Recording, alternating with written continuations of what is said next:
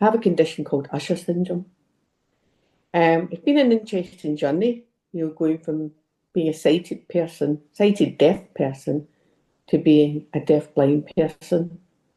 But one aspect of my journey I've really, really embraced, especially recently, and that aspect is learning the language of touch and where I live right now in my life.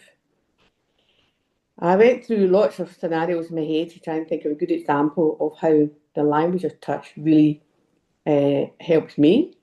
And also, it's not a lonely walk, as some people would think to themselves, as someone who is as deafblind as myself. A good example is the swimming. I go swimming myself. I get there and I actually go to swimming through touch, not using my cane, and my hearing aids are off. So I'm pretty much in my deafblind space.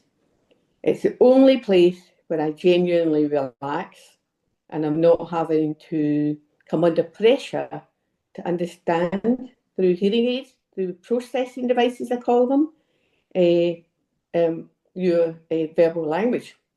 So what I mean by that is that it's nice to take a break from the seeing hearing world. And I do that through my swimming. When I arrive, I put everything away, I take my hearing aids out, and if people try to speak to me, too bad, I won't hear them. I actually find that embracing. However, on moving around the pool, I use what's called contact space. So anything I do, I touch. So below my feet, plastic matting, and I follow along that till I get to marble flooring. Once I know I'm on the marble flooring, I know to turn right, and I'm back on the plastic matting. Then I follow along with my feet, just using my feet, not sticking my arms out straight, anything like that. And I walk along until I just put my arm out to the right and I've got a railing.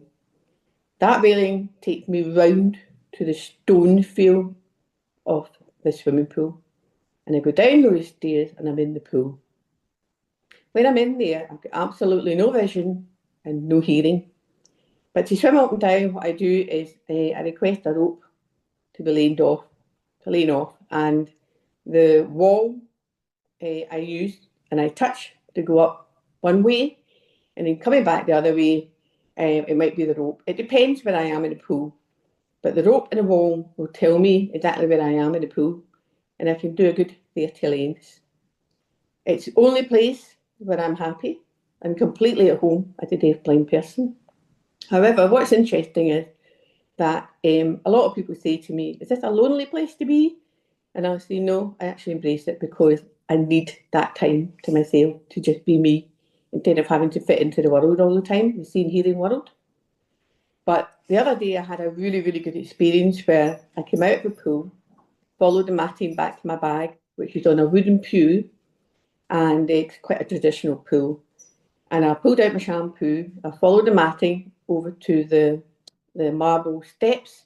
There's a handle, follow the handle down, follow the wall using the tile. It's called contact space. And I came to my favourite shower and somebody was in it. And I think this person was completely confused because she was sort of saying, definitely speaking to me, And I verbally said, sorry, I won't hear or see you. Don't worry, I'll go find another shower. Anyway, there was a pause and she thought, she must have been thinking, how do I communicate? And she did, beautifully. She put her hand out to my arm and just touched it gently.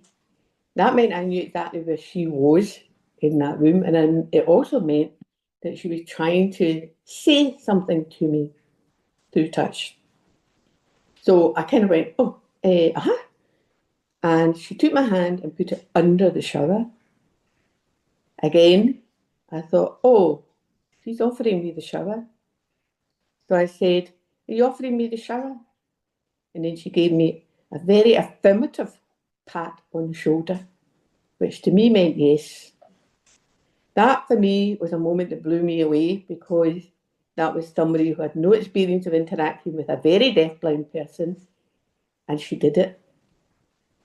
So I noticed that the theme is you never walk alone, and I think that's a very good example of where Even as a completely deaf-blind person in my own space, you never walk alone.